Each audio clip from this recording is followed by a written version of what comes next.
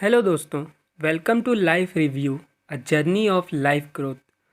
दोस्तों, अभी तक हम लोगों ने पिछली वीडियोस में गौर गोपाल दास जी द्वारा बताए गए जीवन के पहले पहिए, दूसरे पहिए और तीसरे पहिए को समझा। और आज हम लोग इस वीडियो में गौर गोपाल दास जी द्वारा बताए जा रहे जीवन के चौथे पहिए, जिसका शीर्षक है सामाजिक योगदान, को समझेंगे। तो बिना किसी देरी के चलिए शुरू करते हैं। चैप्टर 17, निस्वार्थ त्याग।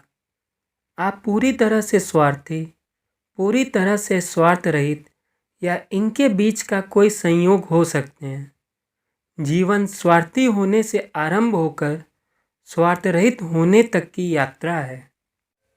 इस चैप्टर में गौर गोपाल दास जी हमें ये समझाने का प्रयत्न करते हैं कि जीवन के चौथे पहिए को समझने से पहले हमें जीवन के पहले 3 पहियों को समझना बहुत ज़रूरी है, क्योंकि अगर हम स्वयं पहले 3 पहियों में बिना संतुष्ट और संतुलित हुए दूसरों की सहायता करने का प्रयास करते हैं तो हम उन्हें कुछ भी मूल्यवान नहीं दे पाएंगे। यह भी हो सकता है कि उस स्थिति में हमें सहानुभूति थकान का अनुभव हो।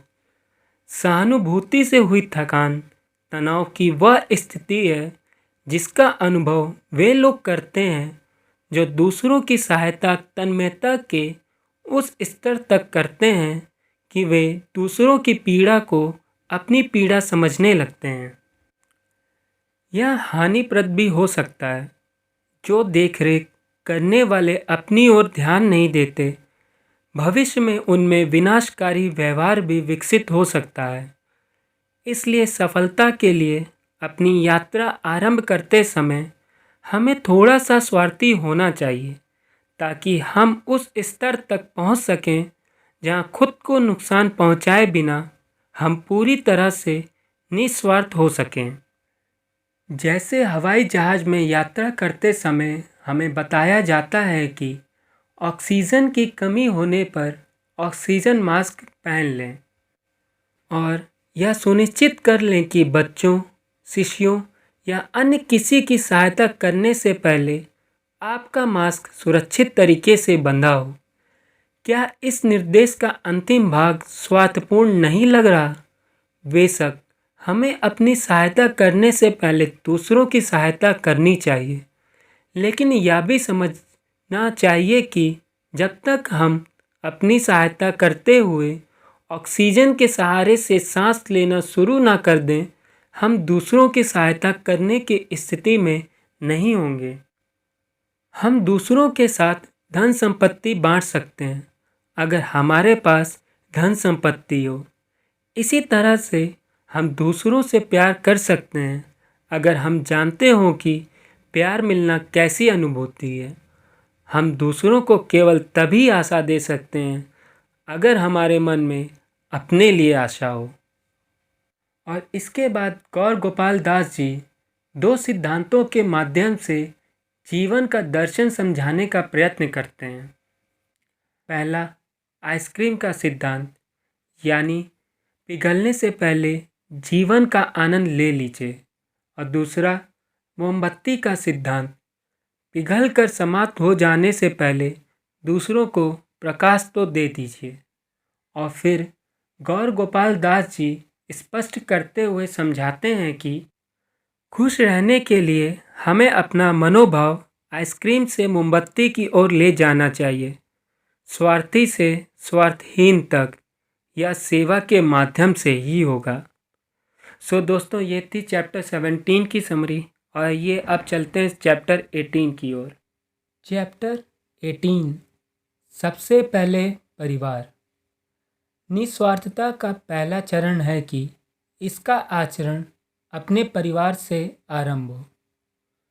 गौर गोपाल दास जी अपनी बात को आगे बढ़ाते हुए कहते हैं कि मेरा विश्वास है कि निस्वार्थता घर से आरंभ होती है, उन व्यक्तियों से जिनसे हम सबसे अधिक प्यार करते हैं। और इस निस्वार्थ पारिवारिक प्रेम को समझाने के लिए गौर गोपाल दास जी हमें एक जीवन को बदलने वाली कहानी सुनाते हैं।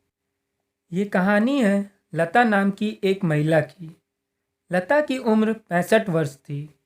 लता और उनके पति किसान थे। उनका जीवन बहुत साधारण था और आमदनी काफ़ी कम। एक दिन अचानक से उनके पति की तबीयत बहुत ख़राब हो जाती है और डॉक्टर को दिखाने के बाद उन्हें पता चलता है कि उनके पति को गंभीर संक्रमण हुआ है और उन्हें तुरंत अस्पताल में भर्ती हो जाना चाहिए। परंतु उनके पास बिल्कुल भी पैसे नहीं थे। यहाँ तक कि हॉस्पिटल के कैंटीन में कुछ खाने तक के पैसे नहीं थे। वह बहुत परेशान थी कि वह अपने पति का इलाज कैसे कराएंगी। वह रो रही थी। वापस जाते वक्त उन्होंने 2 समोसे खरीदे और जैसा कहा जाता है कि भगवान भी उन्हीं की मदद करते हैं जो खुद की मदद करते। समोसे को जिस पेपर में लपेट कर दिया गया था उसी पेपर में एक मैराथन के बारे में लिखा था जिसे जीतकर अच्छी धनराशि मिलने वाली थी। उन्होंने बिना कोई समय बर्बाद किए उसी समय निश्चित किया कि वह इस प्रतियोगिता में भाग लेंगी। वह प्रतियोगिता में भाग लेने के लिए जाती हैं, परंतु आयोजक उन्हें मना कर देते हैं क्योंकि उनकी उम्र बहुत ज़्यादा थी और वे नहीं चाहते थे कि वह अपने पति को बचाने के लिए स्वयं की जान दे दें। 1 घंटे की सानुरोध याचना के बाद अंततः आयोजक सहमत हुए और अब उनके कपड़ों पर एक अंक भी टांग दिया गया था। जब उन्होंने दौड़ना शुरू किया तो उन्हें देखकर लोग हंसने लगे। उनमें से बहुत सारे लोगों ने सोचा कि वह यह प्रतियोगिता नहीं जीत पाएंगी, परंतु उन्होंने अपनी खिल्ली उड़ाने वाले प्रतियोगियों पर कोई ध्यान नहीं दिया। परंतु कुछ समय के बाद एक अद्भुत दृश्य नज़र आता है। किशोर और वयस्क जवान जो इस स्पर्धा की महीनों से तैयारी कर रहे थे, एक वृद्ध महिला के पीछे खड़े थे। उन्होंने अपने जीवन में कभी किसी दौड़ में भाग नहीं लिया था, परंतु इस तरह की मैराथन की तो बात ही अलग थी। उनके प्रतिस्पर्धियों को यह आभास भी नहीं था कि कोई उनकी दादी की उम्र की बुजुर्ग महिला उन्हें पीछे छोड़ देगी। लता तो पति के रूप में अपने प्यार के सिवाय किसी और चीज़ के बारे में सोच ही नहीं सकती थी। उनके लिए यह स्पर्धा जीवन और मृत्यु का मामला था। लता आंधी की तरह एक ही लक्ष्य लेकर दौड़ी, समापन रेखा। उनके पांवों से खून बहने लगे, लेकिन वह दौड़ती रहीं। यह भी एक उपलब्धि ही होगी अगर वह इस स्पर्धा को पूरा ही कर लें। जिन लोगों ने इस चमत्कार को देखा उन्होंने जय घोष किया। वे उनके दौड़ने के कारण से अभिभूत हो गए थे। उस दौड़ के आयोजक विश्वास नहीं कर पा रहे थे कि एक 65 वर्षीय छोटे से गांव की महाराष्ट्रियन महिला ने इसे जीत लिया था। बारामती की गलियों में भीड़ ने उनके लिए तालियां बजाईं और उनकी विजय पर हर्ष मनाया। वह एक उदाहरण बन गई थी, लेकिन उन्होंने उस समय इस सब की परवाह नहीं की। उन्होंने पुरस्कार की राशि ली, अस्पताल गईं और अपने पति के लिए उत्तम उपचार की व्यवस्था की। उनका एकमात्र उद्देश्य अपने पति को बचाना था।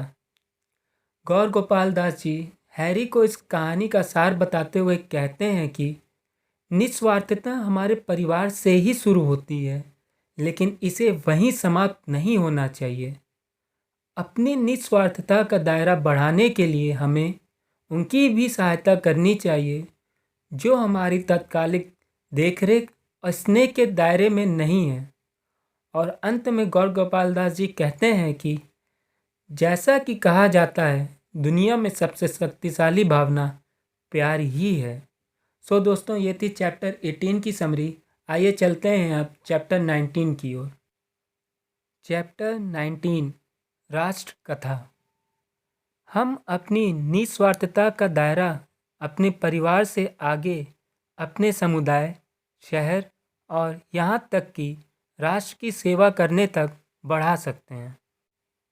गौर गोपाल दास जी राष्ट्र सेवा के बारे में बताते हुए कहते हैं कि हम सब रात में शांति से इसलिए सो पाते हैं क्योंकि भारतीय सशस्त्र सेनाओं के पुरुष और स्त्रियां किसी भी चुनौती के लिए सदा तैयार रहते हैं, यहाँ तक कि राष्ट्र और उसके नागरिकों को बचाने के लिए अपना जीवन बलिदान करने के लिए भी।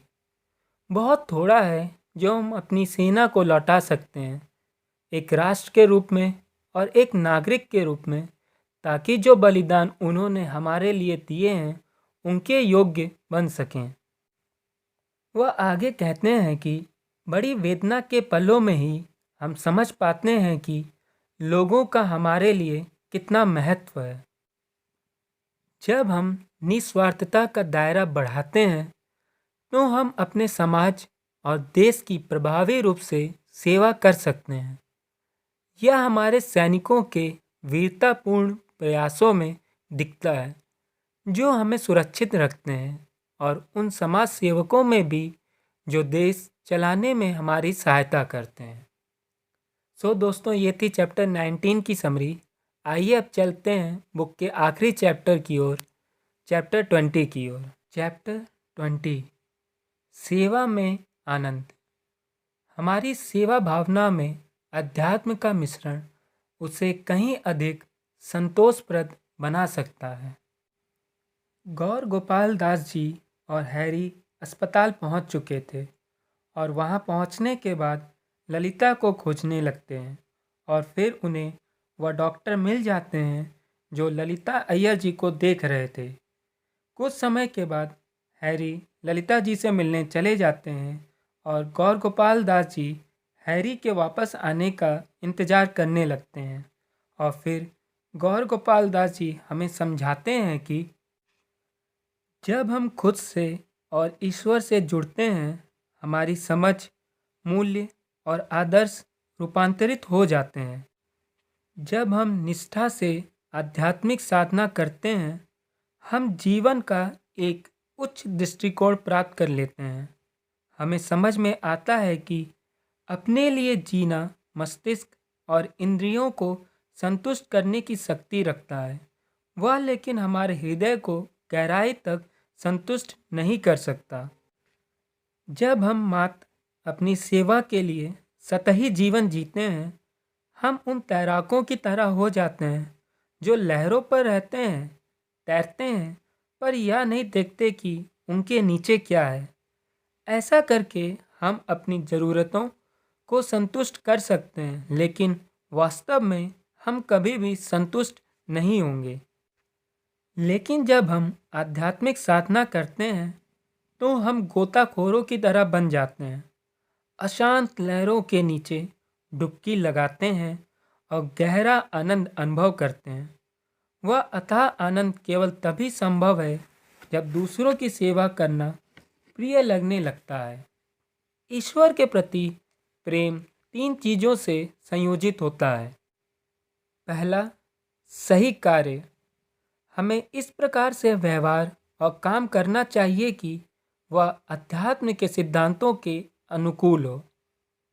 दूसरा, सही प्रायोजन। हमारे प्रायोजन अनिवार्यता स्वार्थहीन होने चाहिए। तीसरा, सही मनोदशा। हमें इस प्रकार से सेवा करनी चाहिए ताकि वह हमारी प्रगति के लिए लाभकारी हो। जब प्रेम हमारे हृदयों में होता है, वह फूट पड़ता है और स्वाभाविक रूप से दूसरों की ओर जाता है।